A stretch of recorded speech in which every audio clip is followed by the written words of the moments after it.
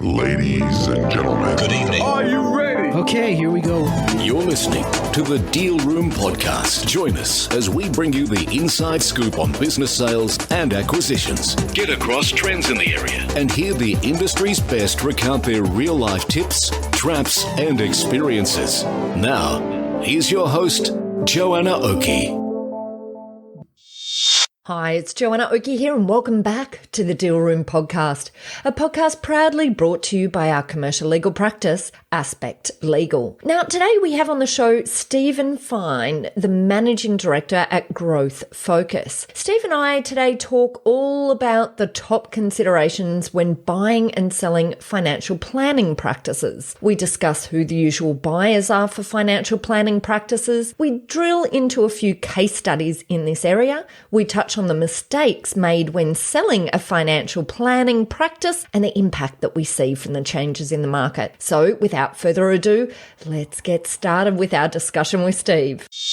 Hi, Steve. Welcome back to the Deal Room Podcast. Yeah, thank you. Thank you for having me. Oh, it's a pleasure. It's a pleasure. All right. Well, today we're talking all about the specific area of the top considerations when buying and selling financial planning practices. So let's start with maybe your background in financial planning practices, because I know this is a type of industry you deal with a lot.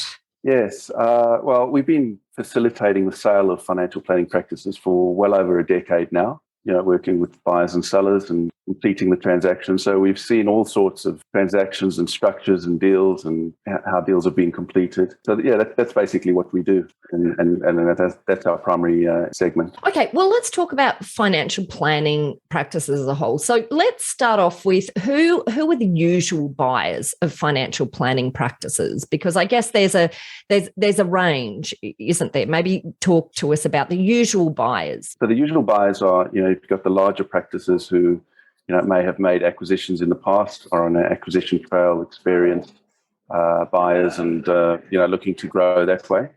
You may have, a one-off individual, one-man band as a buyer. They may not have purchased previously. As in someone who's already a financial planner and Yes, who's then looking to acquire Correct. Financial planning practice because it's already set up and it's going and it's proven, you've got clients. Yes, so they get enough confidence to say, okay, look, it's time to expand things and acquisition is a good way to go. That type of buyer. So they may not have any buying experience, but they've got the planning experience and they've got the experience, running and managing a practice. And they're at a stage now where they are ready to take the next step. Mm. And then the third type of buyer is perhaps someone who hasn't run a practice. They may have been in employed capacity and they're ready to step up, run their own show. So those are the three types of buyers that we come across. We also see buyers in this space that might perhaps might see financial planning as a good addition to their service offering. So that might be accounting practices or, those sorts of businesses. Do you see many of those types of buyers around at the moment? Not that many. There were in the past where, it was, an aligned business who said, okay, look, let's have a go at this financial planning thing and see how it goes. But we're really not seeing a lot of that anymore. And what do you think that is? Well, I think those who have tried it before and really didn't understand the financial planning process and, what's involved, it's not as easy as it sounds. On paper, it's, okay, well, let's just buy this practice and then we'll have, it'll be aligned with what we do. And at the end of the day, there's got to be someone there who's really driving it. And I think that's the problem with that model. If the vendor exit, getting someone employed is different. They don't have the same drive and motivation that an owner would have. Yeah. I think that's really the key to that one. Yeah. So in short, no, we don't get a lot. So if you're looking at acquisitions, and actually before I go there, maybe we step back because I feel like there's probably a few stories there you have of acquisitions that haven't quite gone to plan.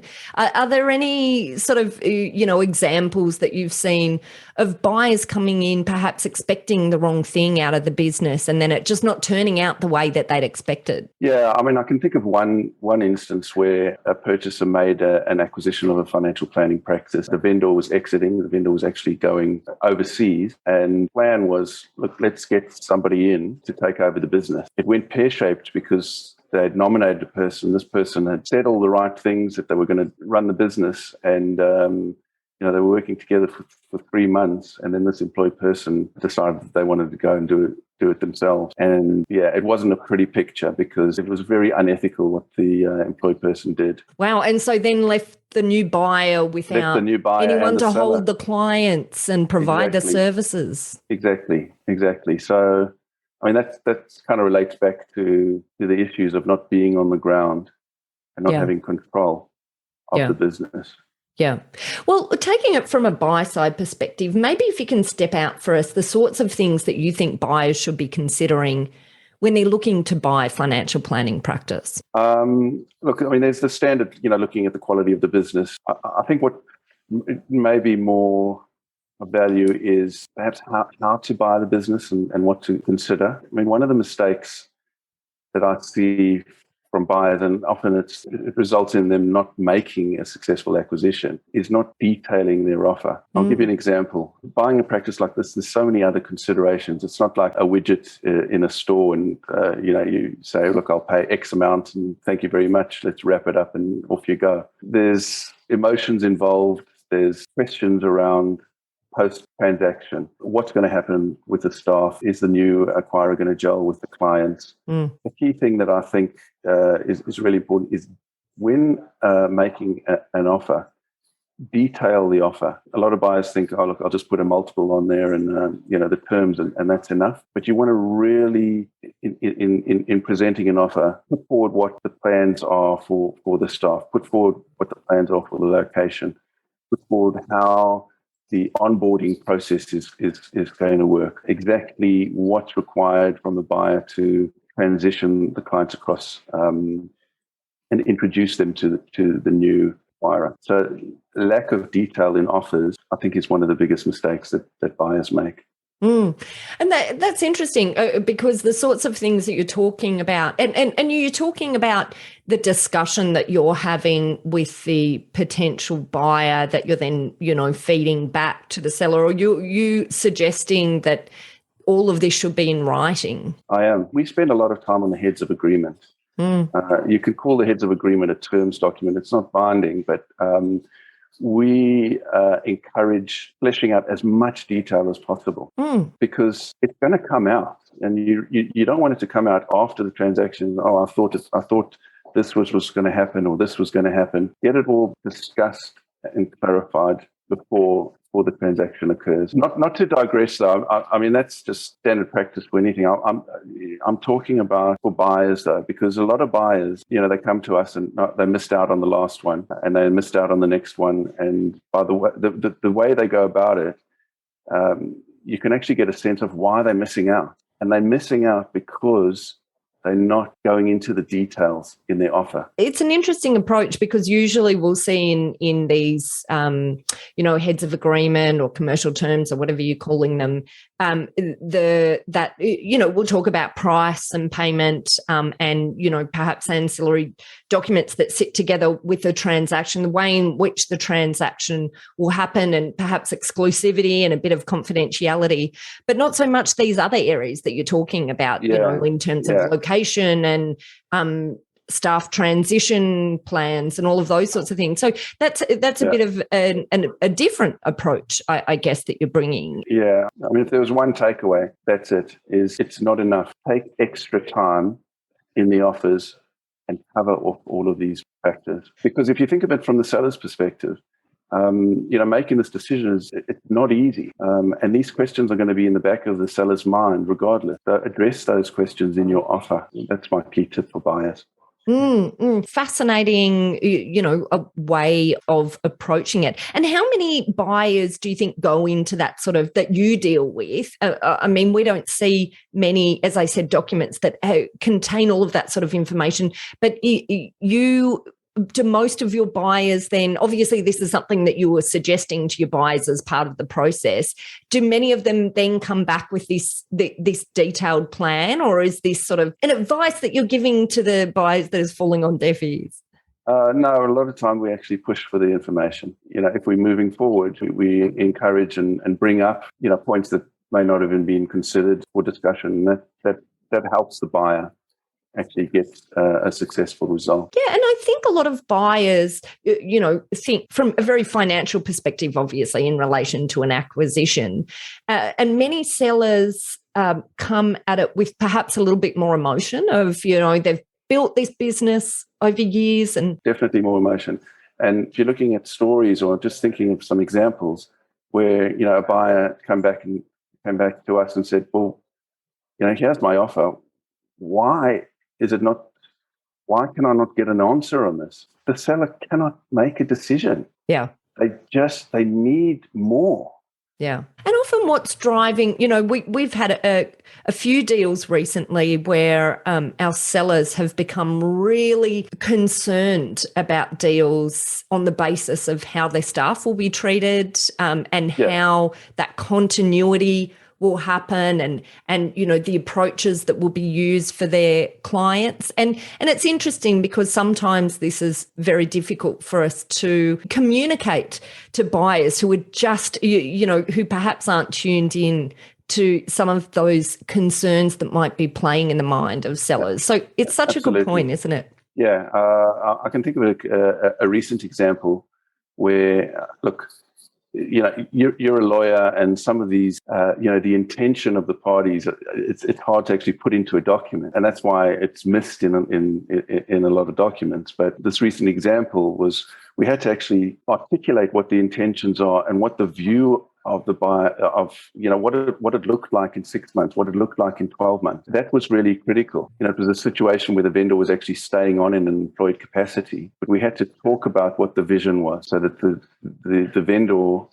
could take comfort and say, okay, well, there's alignment there. And it's hard. I mean, how do you put that into a contract? No, that's right. No, exactly. And it's all of this soft side that I think can be missed and that is actually so critical and sometimes can be the reason behind roadblocks that occur in deals. And when advisors aren't tuned into it, it can be perplexing that a deal suddenly falls over.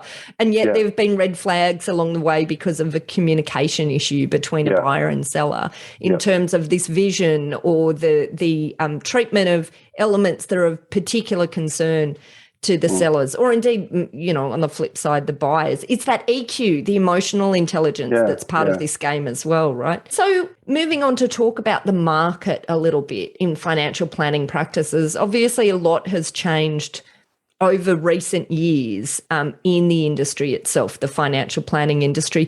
So what impact has this had on value of financial planning practices and the saleability of financial planning practices? The good news is the demand is still strong. There's more buyers than sellers. The multiples have come under pressure in the last couple of years. Compliance costs have gone up, insurance costs have gone up. So multiples have come down a little bit if we compare it to transactions that we were doing 3, 4, 5 years ago. But the demand is still strong. Okay, great to hear, I guess, from your side of the fence as well. And so what sort of tips do you have for sellers then in the financial planning space? We've got an ebook out which covers all the mistakes that vendors make when selling their practices. Happy to make that available to anybody. We've got a link on our website. You can download it. It talks about 5 key mistakes, but there's a lot of other considerations and a lot of other mistakes one can make. The whole premise is learn from other people's mistakes rather than learn from yourself. And that, of course, is the whole reason for the Deal Room podcast itself as well. And just as a quick snapshot then for our listeners, what are those 5 key mistakes? Not having good data is the key one. Absolutely. As in not being prepared with their data to hand over during due diligence? Is that what you mean? No, before due diligence. We have a whole lot of templates that we work with vendors on, a master Excel sheet. And the more data we've got there, the better. It adds value to the practice, absolutely. It speeds up the process considerably, reduces the backward-forward Q&As. Good data is absolutely critical. I'm not talking about at the due diligence stage. I'm talking before. you actually take the business to market. Mm. So that's the key one. The second one is knowing exactly what you want. A lot of vendors will go into a discussion and, they have an approach. Well, let's see how it goes. We think that's a mistake. We spend a lot of time with vendors articulating what their ideal outcome is. What's the ideal scenario in a perfect world? And, just like the buyers being very specific about detail, we encourage vendors to be as specific as they can. Doesn't mean it's going to turn out that way, but at least you've got an aspiration outcome to shoot for. Because if you don't, you're kind of just blowing in the wind, and oftentimes you'll just go in the direction that the buyer wants to take you in. So being clear on what you want is pretty important. Mm-hmm. I mean, we've got a whole lot of exercises as well. We've got a tool called an inflection questionnaire, where we ask vendors a whole lot of questions. Some are factual questions, some are kind of emotional. How would you feel in a situation like this, or how would you feel having to report to someone in a transition? We get the data from that and go back to them and say, look, you've said this is your aspiration, but your questions, there's a few little conflicts here. We're going to just discuss this before we finalize what you're shooting for and what outcome you're aiming for. And I guess those two areas that you talked about so far, those top two mistakes, the preparation of data and then, being clear on outcomes. Do you think that's particular to the financial planning industry, or no, is I think it's common across all sectors. Yeah. And is there anything that you see in the financial planning industry itself that you feel is, a particular nuance that perhaps sellers or even buyers in the industry miss and just don't realise that is quite different to other business sales? There's nothing specific that jumps out for financial planning. It's going to be similar to any service transaction where you're not selling. The asset you're selling is really the relationships of the clients. It is. That's right. It's the relationship, isn't it? And I guess it's a bit like an accounting practice. Same thing. Yeah. There can be very, very strong relationships between, and whilst it might be the same in any professional services business, I think there is this sort of element when finances are involved. So your financial planning practices, your accounting practices, where that relationship between the advisor and the end client can be very close. And I guess then in those situations, the particular issue that we have to manage is how is it that we ensure that when there's a transmission of business that our clients stay. And, quite often we'll have a retention to deal with that. But retention is only a component of the sale price, sometimes 10, 20%. And so you've still got the balance that's exposed if you haven't, from a buy side perspective, if you haven't found a way to properly transition the clients. And then from a sell side perspective, of course, you've got the retention. You've got the retention at risk. So what's some examples that you've seen of how from a practical perspective, we can help to ensure that value properly transfers between the seller and the buyer in this tricky situation of dealing with human relationships? It just comes back to detail and discussing and scenarios. We often find, being in the middle, two parties agree and they say, let's go. Everyone's excited. And we're sitting there on the sidelines. We go, there's a few more things we actually need to discuss. What's going to happen on such and such a date? How's it? What is your role going to be? Like we can actually see it, where the buyer and seller may not see it. They just, too quick to conclude the transaction, not realize that there's potentially going to be some issues that come up afterwards. Yeah. So both buyers and sellers, we're really strong on talking scenarios. Do you realize that, by month 2, it's going to look like this. You're going to be doing this. The seller's going to be doing this. The buyer's going to be doing that. Is that how you see it? And just revisit all of that. Just keep asking those questions. We found ourselves actually bringing these things up quite regularly. And so what's an example that you've seen? Do you recall an instance where this transition had been done really, really well? Like, do you recall any instances where you thought, oh, gosh, they nailed it? Yes. This one transition worked so smoothly. The the buyer and the seller were very, very similar when they did the transition. They had, it worked beautifully. They had the same interests. They did the same hobbies, and it was almost like from the client's perspective that both similar. So that transition was particularly smooth, very, very seamless. So you're saying that the end client sort of had this, the replacement advisor to them felt so similar to the first, that there was this smoothness in the transition. Yeah. It doesn't mean don't do transactions if you're not similar to the fascinating. To the seller. I love that we have to go and personality profile all our buyers now and our sellers and match them up, and so maybe that's an approach. Maybe that's not a bad thing to add into look at this, we're innovating as we go here, Steve.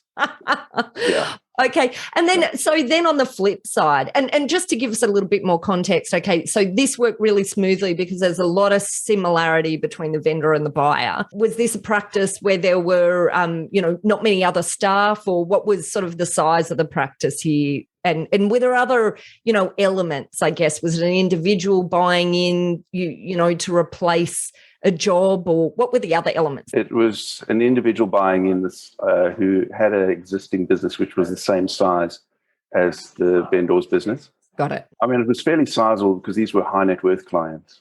Yep. The relationships were with the key individuals. Mm-hmm. Okay. And then, so on the flip side, you probably know where I'm about to go, but have you got, in mind any examples of where this was done really badly and you look back and you go, oh gosh, that was an example of how not to do it? I can think of an example where the vendor wanted to get out a lot earlier and the seller wanted the vendor to stay a lot longer. Mm. And there was conflict. It was very frustrating for the vendor. They felt locked in. They felt as if they were locked in because the purchaser, after the purchase, wasn't under pressure to relieve them so that they could exit. Mm. And that got very, very frustrating for the seller as time went by. Oh boy, I think you're hitting on, that is a classic example of where issues tend to creep up, where the seller is just staying on board just for too long. And I think ultimately it comes back to a couple of things, really. Once someone has run their own business, they find it very hard to continue to operate under someone else's, reign. Sure, absolutely. Taking instruction. Yeah, and there's always going to be new systems introduced. When you've sold your business, the last thing you really want to do is learn a new system. Yeah. You're probably thinking about the beach and the golf course. That's right. If it's a retirement, and now you've got to learn a new system, like. Didn't anticipate this. I've heard people describe that period, the period of staying on after the sale of their business, as one of the most horrible things they've ever had to do in their entire life. Yes. So I think, from a buyer side, you just have to be aware of this. And if you think that part of the value to you is dependent on the seller staying on board, you just need to be aware that might not be a happy place for them. And if it's not a happy place for them, it may not end up being a happy place for you either. So, I think it's, having a complete, at least understanding that is a very common outcome, helps you work out whether there's alternatives or what to put in place to try and avoid those sorts of issues from appearing. And I think, particularly so when there's earnouts or where there's money on the line for sellers, it can seem like a great idea to a buyer, and it can be a great idea. But if there's not enough there in terms of motivation for the seller, or the seller is already out the door in terms of from an emotional perspective, or what they want to be doing, handcuffing them to the business can be, can just create friction. So I think it's really important to be aware of that. So it's fascinating that you brought that up. I mean, yeah. Another example was when a vendor actually disagreed with the strategies that were being presented to the client. Yeah. Yeah. It doesn't mean the strategies were wrong. It's just the vendor didn't agree with them. Oh, I've seen that play out as well. They couldn't, in good faith, take instruction or go in the direction the business wanted to go in, because fundamentally they were, they didn't have faith in that direction or in that advice. Yeah. What do you suggest then to avoid that sort of issue from occurring? Detail beforehand. scenarios, asking more questions, really. Or get them out of the business quickly, I guess. Or get them out of the business. Exactly. But that doesn't always work. Sometimes, it's really important for transition of the value. And we talked about, the elements of a financial planning practice that mean in some instances, it really makes sense for there to be this proper transition. But I guess it's just making sure you're coming at it from a perspective where you're understanding the human psychology of the seller, and you've found a way, and it might even be about getting the right advisors on board to help with that direction. Well, look, I just want to say a huge thank you, Steve, for coming on to the Deal Room podcast. Is there anything else about the financial planning, sale and acquisition world you feel like we haven't touched on that we should dig into? Look, it's active. It's changing. There's a lot of consolidation happening at the moment. It's interesting to see how, various parties value the businesses. Look, we enjoy it. It keeps us on our toes. We meet some really interesting characters along the way. Make some good friends along the way. So we're enjoying it. We're in for the long haul. Brilliant. Well, look, Steve, I just want to say a massive thank you for coming on to the Deal Room podcast today.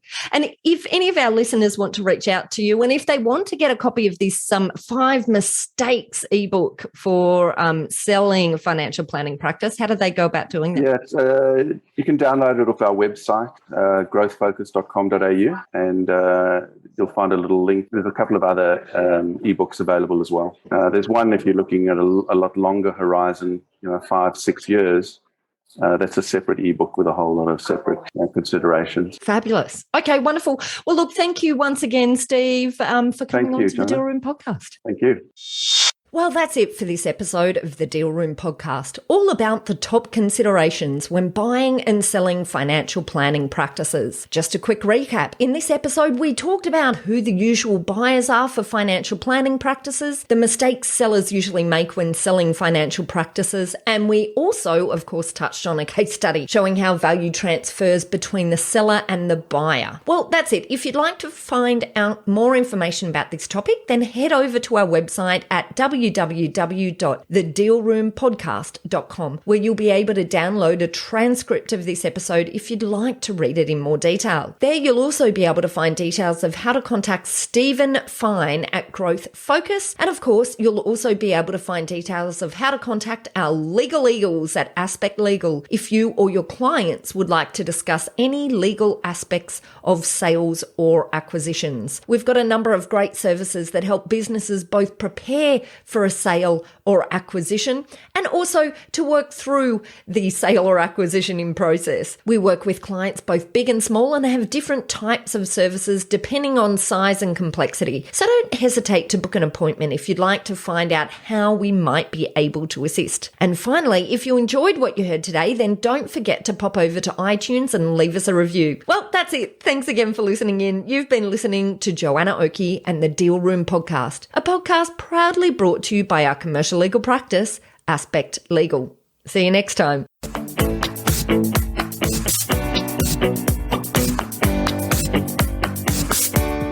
Aspect Legal has a number of great services that help businesses prepare for a sale or acquisition, to help them prepare in advance and to get transaction ready. We've also got a range of services to help guide businesses through the sale and acquisitions process. We work with clients both big and small and have different types of services depending on size and complexity. We provide a free consultation to discuss your proposed sale or acquisition. So see our show notes on how to book a time to speak with us, or head over to our website at aspectlegal.com.au. Ladies and gentlemen. That will conclude this evening's entertainment. Thanks for listening to the Deal Room podcast. To find out more about this episode and other episodes in the series, check out the show notes or head over to our website at thedealroompodcast.com.au.